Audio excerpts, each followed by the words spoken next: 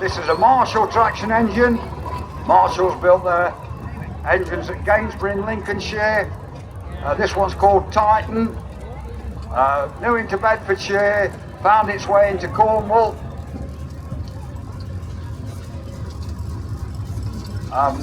Eventually moved from Cornwall into Lincolnshire. Now it's on its debut here at the Cromford Steam Rally. That's the Marshall traction engine. Yeah.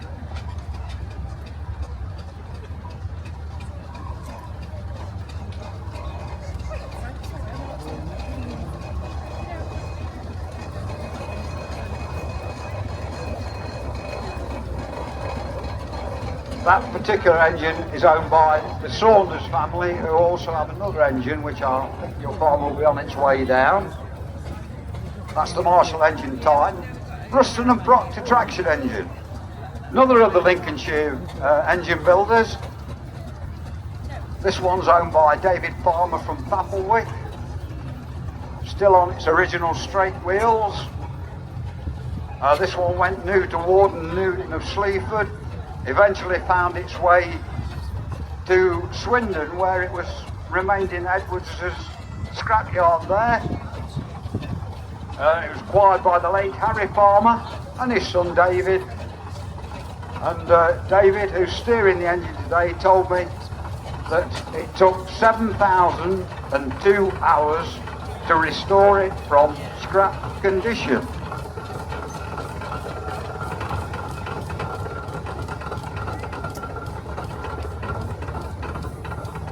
Evelyn and Barford Steamroller. This was built as late as 1943. It went new to Baines and Company of Potton in Bedfordshire. They were later swallowed up by Edison's.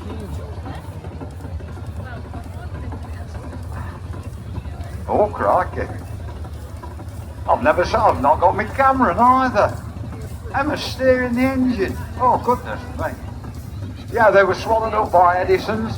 This one actually finished up at the Royal Liverpool Hospital's children's unit, where it was used as a sort of plaything, painted the faces all over it. It remained there for quite a number of years, and it was rescued for preservation by a gentleman called Phil Hellowell from North Derbyshire. He never did anything with it. John Wood from Wineswold in Leicestershire acquired it. he didn't do anything with it really, and Peter and Emma Jacobs, what you making signals for? Peter and Emma Jacobs from Swadling Co acquired it and restored it into today's condition. Can't you find your dad a job now then? You're redundant, you can come and help me then. I can take my redundancy. Here's the other engine owned by the Saunders family. This is a Fowler. Originally built as a steamroller, this one worked for Greater London Council. It eventually found its way into Ireland, and then it came back to the Isle of Wight. Now this was working as a steamroller, and it went to the Isle of Wight, and a gentleman called Fred Hollis converted it into tractor form. It was owned in Bedfordshire by a gentleman called Gordon Heeks for a number of years, and now it's lovingly cared for by the current owners.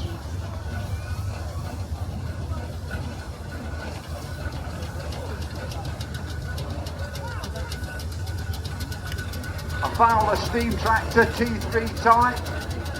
This one's owned by Dave and Sue Cope from Cromford. It's one of 4 of this particular type that worked for Oliver Partington. They were paper acres of Glossop. The 4 tractors would haul the timber to the factory where it would be pulped up, and then after pulping up it would come back to the railway station to go where it had got to go. It's got a nice return of speed, these little T3 tractors have. It's been with Dave and Sue Cope for quite a number of years now, and regular performer at rallies all over the country. All right, Dave? Good. Yeah, we're getting there. Dave, Oliver and Partington, paper makers of Glossop, Lord Doverdale. You know, I get it right one year. I think I did do a Galveston, didn't I? Hey, we have we have a Garrett steam tractor, 4CD type tractor now. This one's owned by Dave Thorpe from Dovedale, or Thorpe Cloud as we say on the canopy top. This one went new to Ulverston District Council in Lancashire.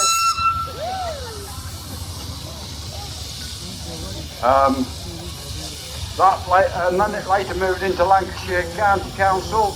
Very early preservation engine, owned by a gentleman called Arthur Wedgwood from Blackpool. He saved it for preservation. It's had a number of owners since then, and one in the very early years was a gentleman who had Greywood Central, Sir John Samuel down south. Now a regular performer at a number of rallies up and down the country. Garrett and Porter Steamroller 8211. This one was worked by Chesterfield County Council from their Brimington depot. It's been owned by the current owner for 2 years now, and it's on a first time visit here to the Ulverston Steam Rally. Now we have a pair of big Fowler ploughing engines called Lion and Tiger, owned by the Marriott family from Ashover. Now these are big engines, they worked in pairs, there's a left hand and a right hand one. They were new to Richardson's, born in Lincolnshire. They came into preservation with a man, one of our early preservationists called Herbert Gurnhill from Saxelby near Lincoln. Now these particular engines were actually saved for the preservation world. They were actually cocooned in straw inside a barn at the start of the Second World War. Now at that time, the start of the Second World War, the ministry were looking for scrap to make sort of things like guns, etc. So cocooning these engines in straw in a barn, the ministry van would come, he'd look round the corner and he'd see just a load of straw. So we've got to thank Richardson for that. We've had many owners in preservation. I say Herbert Gurnhill saved them. They lived with Cyril Grice from Old Dalby for many years. Yeah, well-travelled ploughing engines. Now we have an Garrett and Porter Showman's engine. This one was built as an Garrett and Porter Steamroller. It's owned by the Robinson family from Bradford in Yorkshire. It went new to a Mr Shepherd of Desford.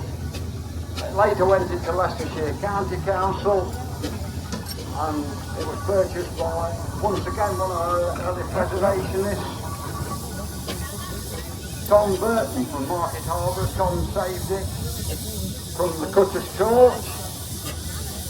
Tom Burton's dispersal sale, it was acquired by the Wheat family from Mount Sorrel near Loughborough. They never did anything with it.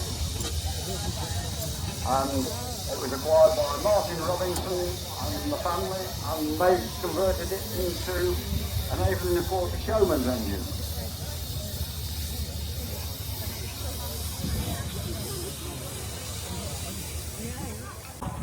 A Ransom Sims and Jeffries traction engine. This one is a 1917 example, 27014 is the maker's number, called Cumberland. It spent its working life, as you can see from the name, and the Welsh Hills. Found its way into Lincolnshire, where one of the owners was a Mr Tom Fixter. It attended the first Garrett Rally way back in 1956. When it was owned by Mr Rose near Sleaford.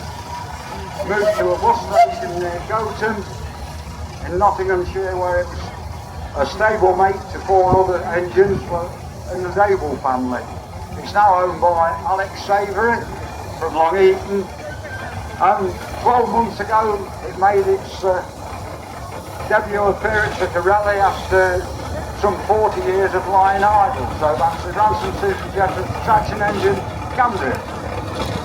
Garrett and Porter steam tractor now, owned by the Baines family. 8030 is the maker's number, called English Princess.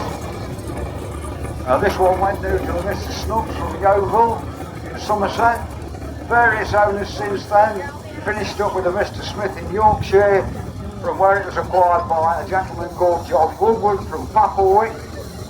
Now John rallied it for a few years and then took it back to its home and stood it in a barn where it remained for a further 40 years. And now the Baines family who own it tell me that it's 40 years since it's been to a Cromford Steam Rally. 50. Oh, only 10 out then, 50 years. Now we have the Clark family with an Garrett and Porter Steamroller. This one went out to France, where it was used for rolling the airfields in France.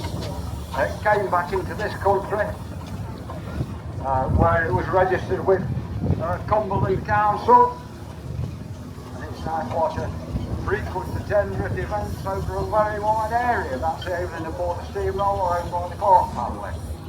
Now we have a Garrett steam tractor, another 4CD type. You can see from the canopy top, this one went new by Sadler Brothers of Stourbridge in the West Midlands. It's now owned by David Bosworth. Our further owners in one was Mr Cliff James from Kings Winsford in Staffordshire. If you've been round the rallies like me for a long time, you will have known this one when it was owned by a gentleman called Alan Tinger from Shackerston. Hello David, alright? Good. A gentleman called Alan Tingy from Shackerston in Leicestershire when it was painted yellow and red. You could never miss it, but it's been lovingly restored by David Bosworth and his team. Alex Baker from Tideswell. You see, I remembered Alex. This one went new to Clacton Urban Council. Came into preservation with a Mr Wing of Billingborough in Lincolnshire. He didn't actually finish the job off, and it was acquired by the late Ted Ainsworth from Chesterfield. Sadly, Ted passed away, and Ted didn't live to see the job finished off, but that's now been carried on by Alex. This one too is a regular attender over a wide area to various steam type events. A foul traction engine this time. Right, Andrew Biglands from Sheffield. This one actually went out to Australia to work. Then in 1940 the firebox failed, so the engine became redundant. And Dave Maris brought it back to England. Dave told me that it cost more to get it back from Australia to England than it did to buy the engine. So anyway, it's now lovingly cared for by Andrew Bigland, who's driving the engine for us today. Another Ransom Susan Jeffries engine, this one 42036, sorry 42035, I was one out. This is a compound engine. It's one of the last built at Ipswich. It's got a big 8-horse boiler on it, although it's rated at 6 nominal horsepower. This one spent a working life in Norfolk with Reynolds of Aldborough.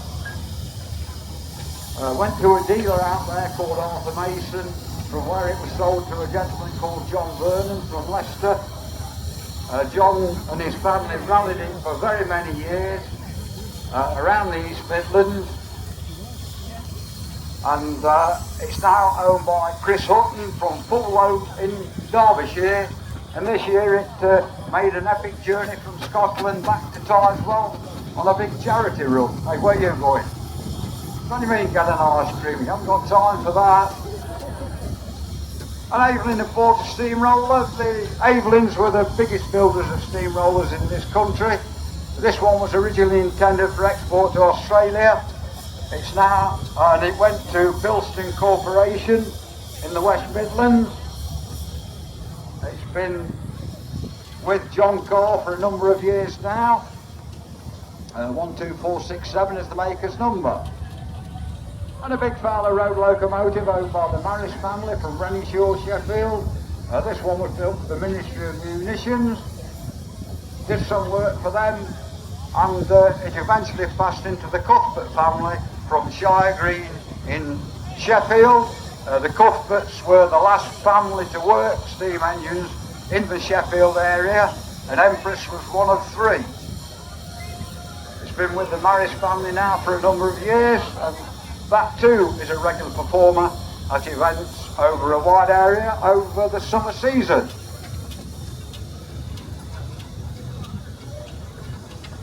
You alright, Fiona? Take it easy. Step 5 or 10, 15, 20.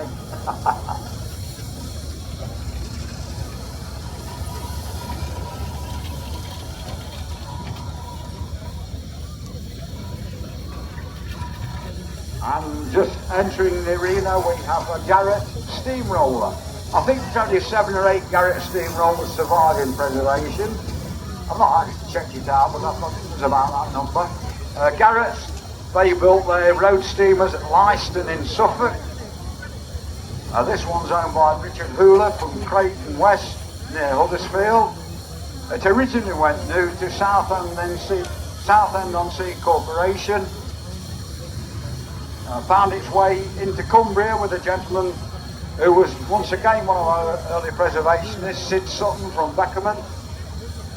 And it's been with Richard for a number of years now, and over the last few years it's received a complete overhaul. That's Richard Hooler with this Garrett Steamroller.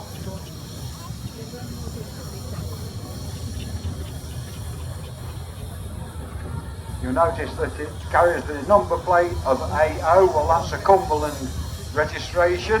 That shows that it's a Cumberland registration. And it even tells us on the splash plate on the side that this is a G.O. Lockwood was the county surveyor for Cumberland County Council. That was in 1919. Garrett and Porter Steamroller, 1923 example, called Vera May, owned by Mr. Jackson.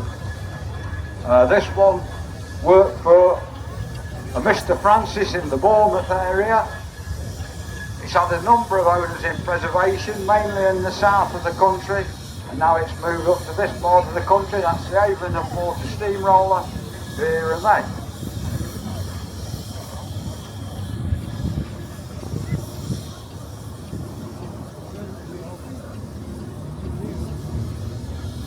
Now you'll notice that these Garrett and Porter engines, they've got a big rampant horse on the front of the headstock. As I look at it, you'll see a rampant horse. That's the emblem of Kent, Invicta. Now we have Laurie Fletcher from Chesterfield with this machine, which is called Old Faithful. And I'm sure it's an Old Faithful, it keeps coming back for more. This one was a Staffordshire County Council steamroller. Worked from the Lichfield depot, came into preservation with a Mr. Bill Kitchen from Tickhill, Doncaster. It's had further owners in John Blagg and Mike Ward. That's Old Faithful, complete with a scarifier on the back. Now the scarifier on the back would have tines in it that will be dropped to rip the road up. Hey, it's all right, look at these lads, ice creams galore. And we have John Carr's Ransom Sims and Jeffries traction engine. This one was originally intended for export. That didn't happen. And it finished up with a contractor called Mr. C.H. Johnson from Ripon in North Yorkshire. Hence that one's got a WR plate on it. It did at one time a day carry the name of Old Peculiar, but yeah, that's the Ransom Sims and Jeffries traction engine owned by John Carr.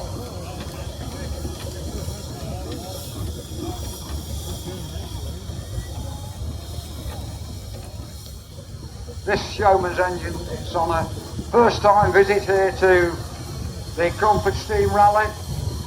It's owned by Carl Hayes from Chesterfield, and as you can see from the canopy top, it worked for Anderton and Rowlands. They were West Country Showman. Now it's got smaller back wheels than a lot of the Showman's engines. This was because it was used in the hilly country of the West Country, and it gave them better traction on the roads, a bit more speed. It was owned for many years in the Chamberlain family from Farset near Peterborough, and as you can see, it's a scenic engine. It's got an exciter behind the chimney when you go towards the cylinder block, as well as the dynamo on the front.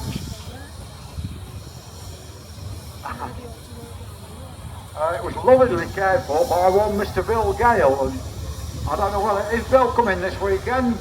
No? Oh dear. Anyway, Dragon it's called. As I say, it was in the Chamberlain family for some 50 years. And it's now with Carl Hayes, and it's on its debut here at the Cromford Steam Rally 2026. Early riser. The ex-New Mills Urban District Council Steamroller, Garrett and Porter. We're just in time. This one's owned by the Lomas family from Stockport. We said that Ian Caulfield's engine will cost £410 when new. When this one was new in the mid-1920s, it cost £779. So you can see our price has gone. So that's the Garrett and Porter Steamroller of the Lomas family. Right, we're going to have the miniature engines round when we're ready. Well, I think you'll agree, ladies and gentlemen, we've got an excellent selection of road steamers here today. Let's give all the gentlemen that exhibit the cruiser engines a round of applause for bringing them to the Cromford Steam Rally 2026. Well done, gents, well done.